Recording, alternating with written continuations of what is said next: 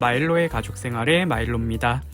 오늘은 예고해드린 대로 이런 슬림한 형태의 카드 지갑을 만드는 수업을 해보겠습니다. 앞에는 카드 2장, 뒤에는 카드 1장이 들어가는 형태이고 만드는 방법이 간단하지만 실용성이 높으니까 주변에 가볍게 선물하시기에도 좋을 것 같습니다. 마일로브 홈페이지를 통해서 패턴이 각인되어 있는 가죽을 구매하실 수 있는데요. 앞선 영상에서 설명드렸던 도구만 구비하시면 별도의 패턴 없이도 바로 만드실 수 있습니다. 마킹의 경우 교신 L사에 4mm 목타와 매칭되어 있기 때문에 같은 목타가 없으신 경우에는 마름 송곳이나 1mm 펀치를 이용해서 타공을 하시는 방법도 있고 주문 시에 타공 부분에 마킹이 없게도 주문이 가능합니다. 가죽은 이탈리아산 베지터블 태닝 소가죽이고 색상은 여러 가지가 준비되어 있습니다. 그리고 종이 패턴도 다운받으실 수 있습니다. 실사이즈 패턴으로 사이즈 축소 없이 다운받으시면 되고요. 뒤쪽에 단단한 종이를 붙여서 사용하시면 더 편리합니다. 대신 이 패턴은 마일로브 공방에서 개발한 디자인으로 상업적인 이용은 금지하는 점 양해 부탁드립니다. 그럼 본격적으로 만들기 전에 준비물 목록입니다. 소재는 1.4mm에서 5mm로 PR된 베지터블 태닝 소가죽, 안감 원단, 실이 필요합니다. 도구는 4mm 목타 6날 2날, 타공에 사용할 핸드프레스와 수직판, 포니, 가죽 바늘 2개, 구두칼과 쇠자, 우드 슬리커, 디바이더, 롤러, 본폴더, 본드헤라, 엣지 베벨러, 라이터와 쪽가위가 필요합니다. 사용할 약품으로는 스타폰드 950 토코노를 준비해주세요. 그리고 추가적으로 사포, 크리저, 본드 지우개 등도 준비해주시면 좋습니다. 먼저 패턴에 맞게 가죽을 재단하겠습니다. 가죽은 하드나 세미하드 정도로 비교적 단단한 것이 좋습니다. 마킹된 선의 중심을 따라서 구두칼, 문구용 칼로 재단하시면 됩니다. 자는 꼭 쇠자를 써주시고 단단히 누른 상태에서 재단해주세요. 곡선은 무시하시고 먼저 외곽선을 따라 직선으로 잘라서 네모난 형태가 되도록 재단해주시면 됩니다.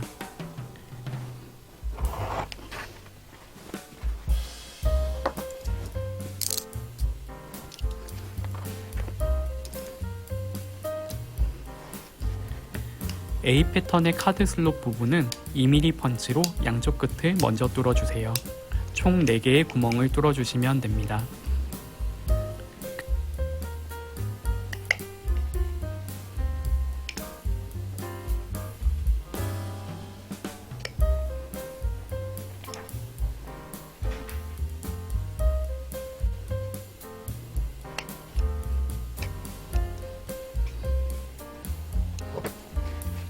그 다음에는 두 펀치를 이어 11자로 잘라서 긴 타원 형태로 카드 슬롯 부분을 만들어주세요. 이때 칼이 양쪽 끝에 있는 펀치 구멍을 넘어가지 않도록 주의해주세요.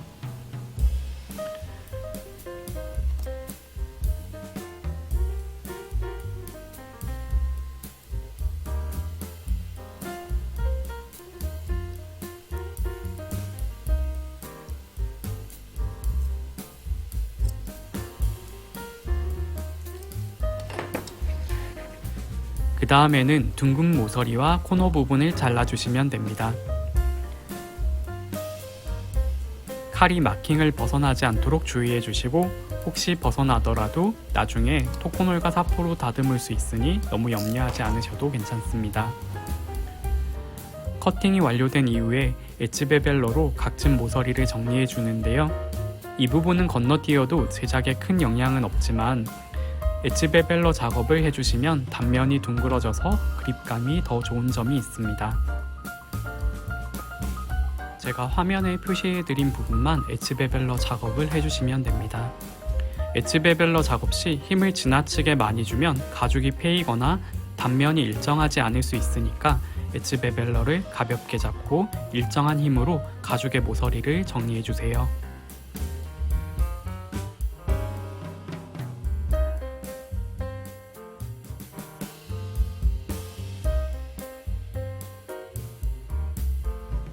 그 다음에는 토코놀로 단면을 마감해 줍니다. 모든 부분을 마감할 필요는 없고 제가 화면에 표시해드린 부분만 해주시고 나머지는 나중에 바느질이 끝난 이후에 마감해 주시면 됩니다. 저는 작은 약통에 토코놀을 소분하고 어플리케이터로 바르고 있습니다. 사실 그냥 손으로 바르시거나 면봉이나 나무 막대를 이용하셔도 괜찮습니다. 가죽의 단면에 먼저 고르게 발라주세요. 가득한 부분은 좁으니까 안쪽에 안 발리는 부분이 없도록 꼼꼼히 발라주세요. 이때 가죽에 힘을 너무 가하면 가죽이 늘어날 수도 있으니까 가죽이 늘어나지 않도록 가볍게 발라주세요. 그리고 많이 질문하시는 것이 토코놀이 가죽의 앞면에 묻어도 되냐고 물어보시는데 작업이 다 끝난 이후에 오일로 닦아내실 수 있습니다. 물티슈는 얼룩이 남을 수도 있으니까 꼭 오일이나 가죽 크림으로 닦아주세요. 토코놀을 다 바른 다음에는 우드 슬리커로 문질러 주세요. 면이 고르게 되도록 문지르는데 되도록 토코놀이 다 말라버리기 전에 문질러 주세요.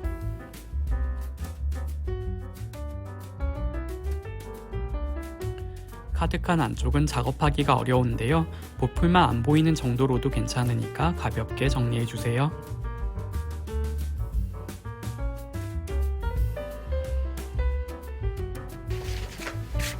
그리고 지갑 안감을 재단해 줍니다.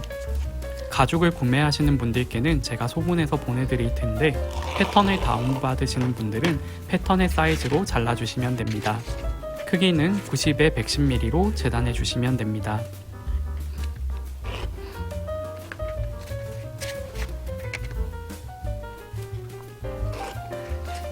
110 부분이 60과 50으로 나누어지도록 접어주세요. 재단판의 눈금을 이용하시거나 자로 재어서 접어주시면 됩니다. 이때 겉면 부분이 서로 마주보도록 접어주세요. 먼지가 덜 묻는 쪽이 겉면입니다.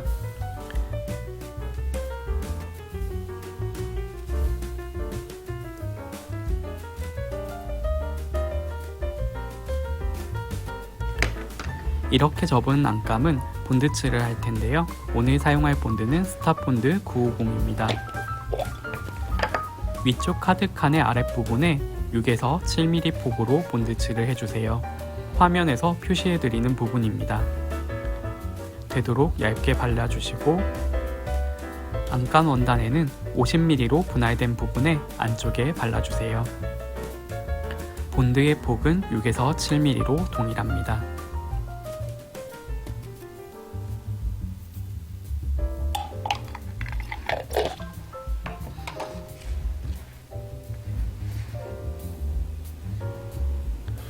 그 다음에는 본드가 서로 마주보도록 가죽과 안감을 붙여주세요. 붙이는 라인을 잘 맞춰서 겉에서 봤을 때 안감이 카드칸 위로 올라오지 않도록 주의해주세요.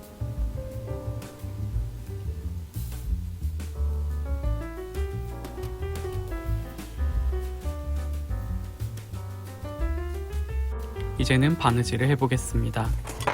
디바이더를 3mm 폭으로 넓혀서 위쪽 카드칸의 아랫부분에 표시해줍니다.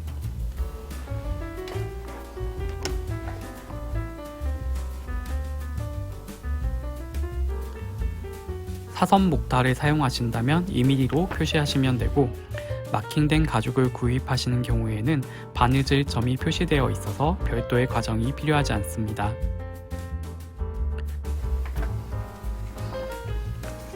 여섯 날짜리 목타로 하나씩 겹쳐가며 뚫어주세요.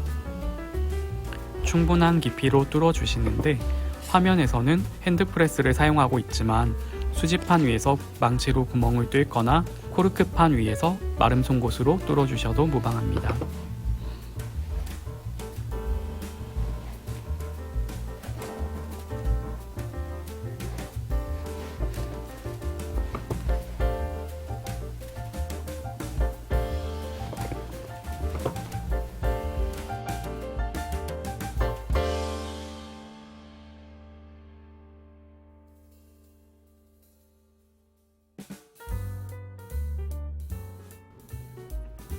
혹시나 바느질 구멍을 뚫다가 간격이 애매한 곳이 있을 수 있죠. 그럴 때는 마름 송곳으로 간격을 맞춰서 원하는 위치에 구멍을 뚫어주시면 됩니다.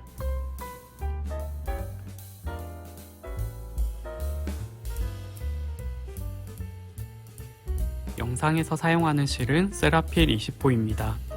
지금 바느질은 9cm 정도 되는데 그러면 5배인 45cm나 여유가 있는 50cm 정도의 길이로 실을 끊어주시면 됩니다. 양쪽에 바늘을 매듭 지어주세요.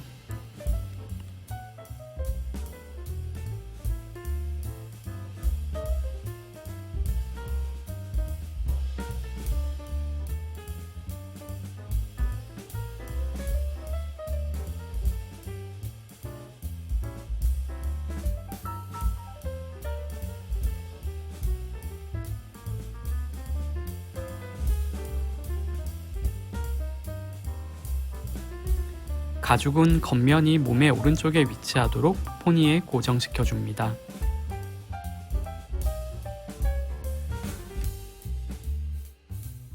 바느질은 몸에서 가장 멀리서부터 시작합니다. 처음에는 한쪽 바늘만 통과해서 같은 길이로 잡아주세요. 다음 칸으로 이동하면서 오른쪽 바늘이 몸에서 멀리, 왼쪽 바늘이 몸에 가깝게 구멍을 통과하면서 바느질 해주세요. 바느질 방법은 지난 영상을 참고해주세요.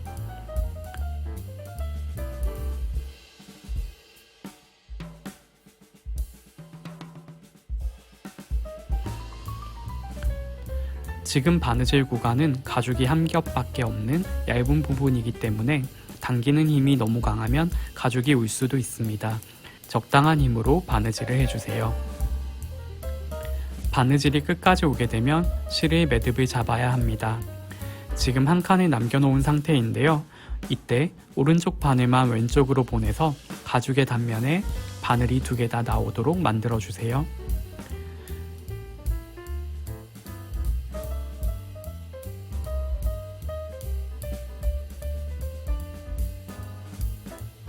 뒷면으로 나온 2개의 실은 X자로 2번 묶어서 매듭을 잡아주세요. 그 다음에 끝을 3-4mm만 남기고 잘라내고 라이터로 끝을 녹여서 눌러주시면 매듭이 풀리지 않고 고정됩니다. 이때 안감이 타지 않도록 주의해주세요.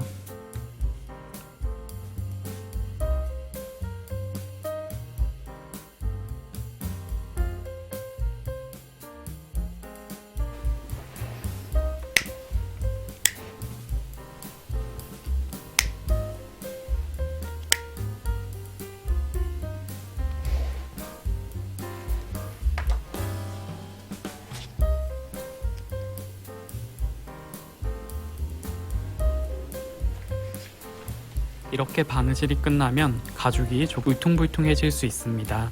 이때 바느질 부분을 롤러로 잘 눌러주시면 가죽도 평평해지고 실도 정리됩니다. 롤러는 가죽에 불필요한 자국을 남길 수도 있으니까 방금 바느질한 부분만 눌러주세요. 다음은 원단을 접어서 붙여줄 텐데요. 위쪽 카드칸의 위쪽에 본드칠을 6에서 8mm가량 해주시고 안감 원단의 끝쪽에도 6에서 8mm가량 본드칠을 해주세요. 화면에 표시한 부분입니다.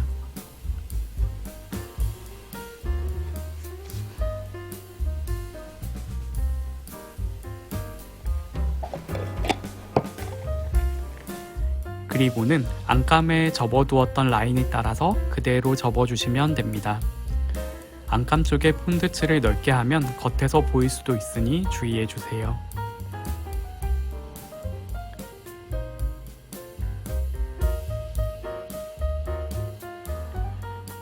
그리고 저는 B 패턴의 아래쪽 U자 부분을 PR해 주었는데요.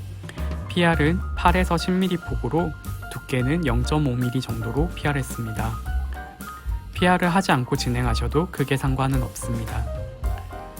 패턴 B와 C는 겹쳐서 모양을 잡아주시고 뒷면에 본드칠을 해주세요. 본드는 사방에 다 발라주시는데 폭은 4에서 5mm 정도로 얇게 칠해주세요. A 패턴도 사방에 얇게 본드를 칠해주시면 됩니다. 본드를 칠할 때는 안쪽에서 밖으로 칠해주시는데 여러 번 칠하면 뭉칠 수 있으니까 되도록 한 번에 얇게 칠해주세요. 화면에서 저는 그냥 칠하고 있는데 밑에 종이 같은 것을 하나 깔아주시면 더 좋습니다.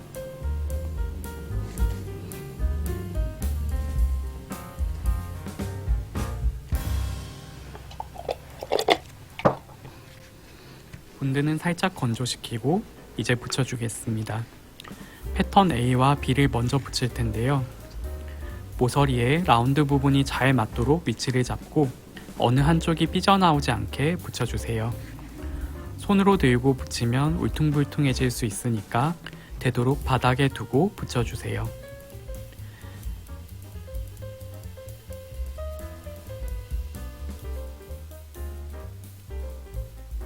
그 다음에 패턴 A, B와 C를 같은 방법으로 붙여주세요. 이때도 바닥에 두고 모서리부터 맞춰주시고 그 다음에 직선 부분도 붙여주세요. 일단 손으로 잘 눌러서 부착해주시고 그 다음에 앞면이 보이도록 뒤집어 놓고 롤러로 다시 고정해 주시면 됩니다. 롤러는 외곽의 바느질 선 위쪽으로만 눌러주세요.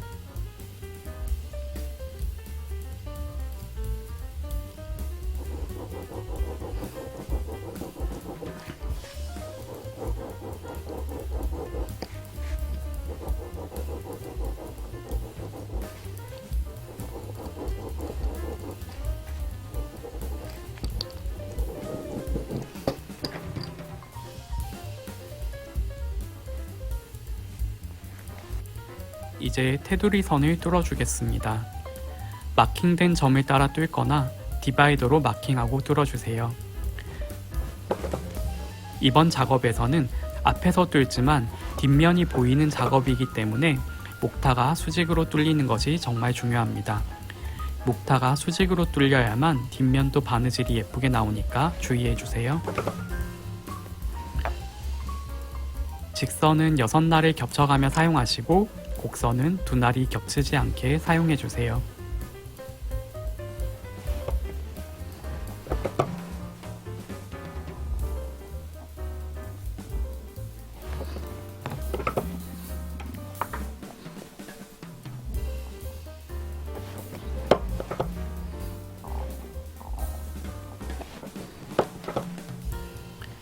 망치로 뚫는 것도 보여드리겠습니다.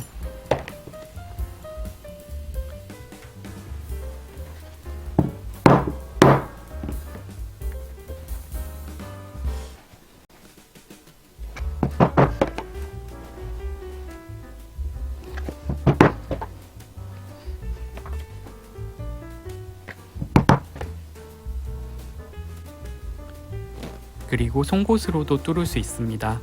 나중에 완성 사진에서 목타로 뚫은 부분과 바느질을 한번 비교해 보세요.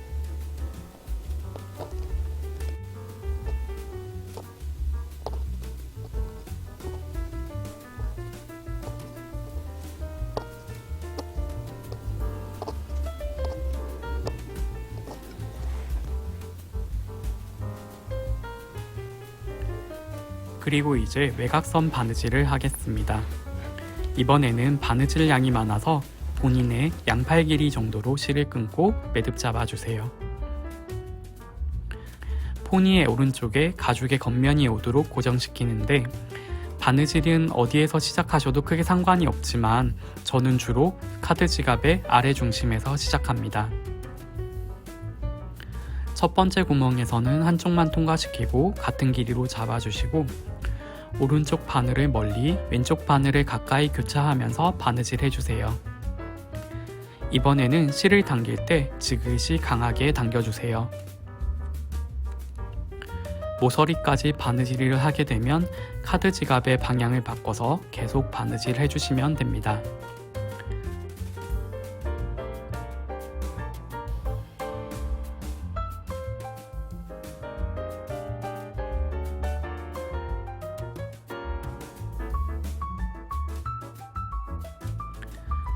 바느질을 한 번에 통과시키지 못하시면 오른쪽 바늘부터 통과시키고 그 다음에 왼쪽을 통과시키는 방법을 사용해서 바느질을 해주시면 됩니다. 이때도 오른쪽 바늘은 멀리, 왼쪽 바늘은 가까이로 통과시켜 주세요.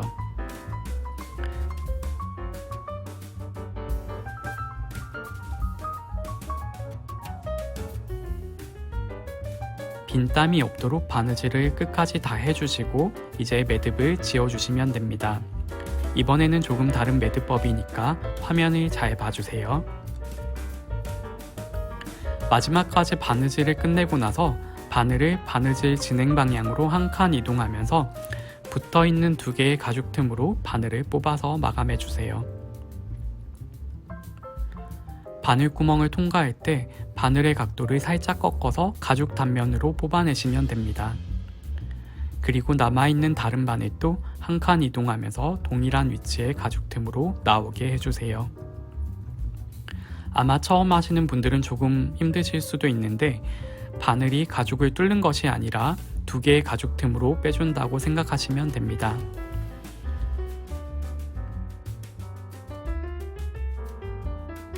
그리고 X자로 두 번 묶어서 매듭을 잡는데 이때 매듭이 가죽 틈으로 들어가서 숨으면 가장 좋습니다.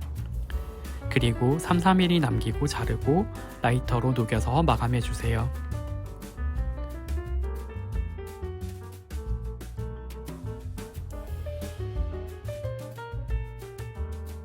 마무리로 롤러로 바느질을 눌러서 정리해 주시면 됩니다. 이때 롤러 자국이 불필요한 위치에 남지 않게 실의 위쪽으로만 지그시 눌러주세요.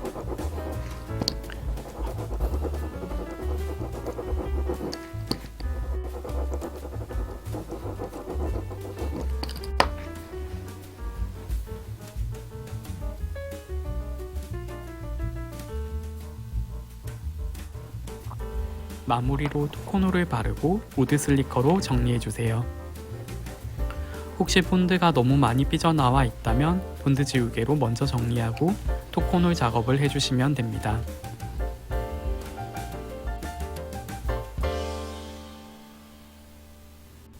그리고 본 폴더를 이용해서 카드칸 안쪽을 쓸어주시면 필요 이상으로 붙은 본드가 떨어져서 카드를 넣기 쉬워집니다.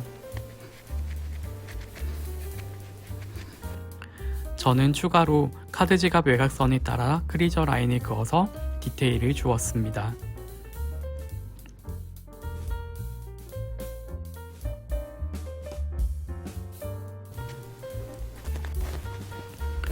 혹시나 단면 마감이 아쉬운 분들은 사포로 단면을 정리하셔도 좋은데요. 저는 주로 스폰지 사포를 사용하고 800방에서 1000방 정도 사포면 무난합니다.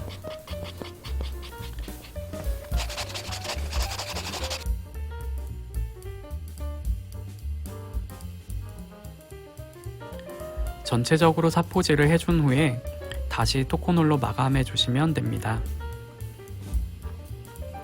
우드 슬리커로 마감 후 단면의 상태를 보면 광택도 살아있고 촉감도 매우 매끄럽습니다.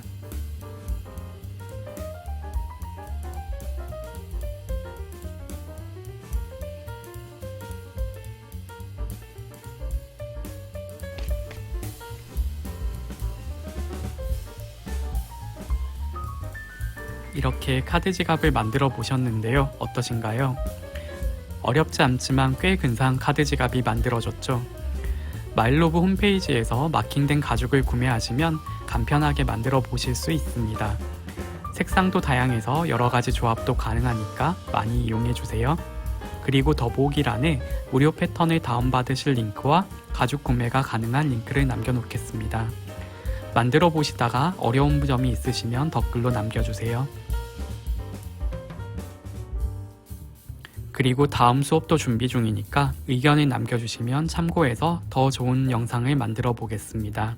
그리고 구독과 좋아요도 꼭 눌러주세요. 다음 수업을 조금 예고해 드리자면 지퍼에 대해 알아볼 예정입니다. 지퍼의 사용법에 대해 훑어보는 영상과 그 다음에는 지퍼를 사용한 작업물도 함께 만들어 보는 영상을 준비 중입니다. 다음 수업도 기대해 주세요. 긴 영상 끝까지 봐주셔서 감사합니다.